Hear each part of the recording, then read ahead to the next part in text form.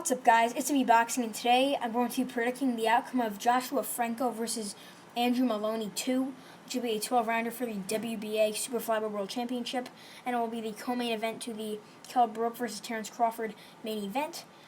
And this fight will be broadcasted on ESPN, ESPN Plus, or on the ESPN app Saturday, November 14th from the MGM Grand Conference Center in Las Vegas, Nevada. And to get into both fighters, the now challenger Andrew Moloney, with a record of 21 wins, 1 defeat, 14 wins coming away of knockout, ranked number 9 by BoxRec. He really didn't have too many great wins when he fought so many times before winning the world title. In Australia, he won the OPBF world title and a couple of WBA youth titles. But it all started when he beat Miguel Gonzalez by TKO in Chile for the WBA Super-Flyweight title eliminator. Then he had a sort of tune-up fight for the world title fight, and he won by KO in that fight in the second round. But then he won the interim WBA Super-Flyweight world title against Elton Derry. He was promoted to the regular champion, and then he took on Joshua Franco. As most of you guys know, check out the videos I made in that fight. He did lose the unanimous decision. Many felt that he would win that fight, including myself. I thought Franco wasn't really anything. I never saw him before. But Moloney, I thought, was something that he could possibly win this fight, move up and weight, and take on some tougher guys. But Joshua Franco did pull off a major upset in that fight. It was the main event. I believe it was the first world title fight since the pandemic at the time in June of 2020. I believe it was my fight of the month for that particular month. It was a great fight. Moloney being down in the 11th round for the first time. It was very close. I believe it was like 114, 113, 115, 112, and the other two judges' scorecards.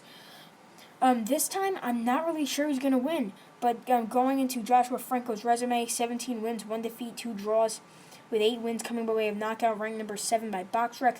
His 1 KO loss is to Lucas Leon a couple years back in Puerto Rico, but then he bounced back, getting 2 draws with Oscar Negrete, and one of those, he had 3 fights with Oscar Negrete, 2 of them being a draw, as I said before. One of them he won via split decision. That's a very good win for him there.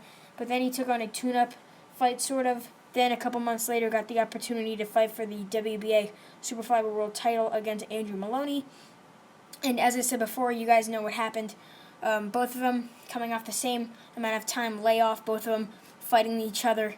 And it called for an immediate rematch. Many people didn't expect an immediate rematch since it wasn't too big of a title fight. Like, I would have been more surprised if Lomachenko versus Teofimo didn't get a rematch clause instead of this fight. I would have never thought that this fight would have got a rematch clause at all. But here it is. Tonight they're fighting, and I'm actually very excited for this fight. Possibly more excited for this fight than the main event, because I'm just so keen on seeing how Moloney's going to do in this rematch versus Franco. Is he going to get tired out like he did in the first fight? The first fight he seemed very comfortable for the first 6 rounds, but then the last 6 were hell for him. He got dropped, he was getting outworked, outclassed, and Franco arguably won the last 6 rounds with the knockdown. But both of them don't have too stellar resumes, except for Moloney winning that title, and same with Franco for winning that title. I mean, the resumes are very similar, except the fact that Franco beat Moloney, and Moloney has the loss to Franco. But I am predicting here that, I'm thinking Moloney might pull it off and regain his WBA world title. I know he wants it so bad. The first fight was so close, and I feel like he's going to change something to win this world title. And as most things go, usually when the rematch happens, the champion regains the title, just like Joshua versus Ruiz.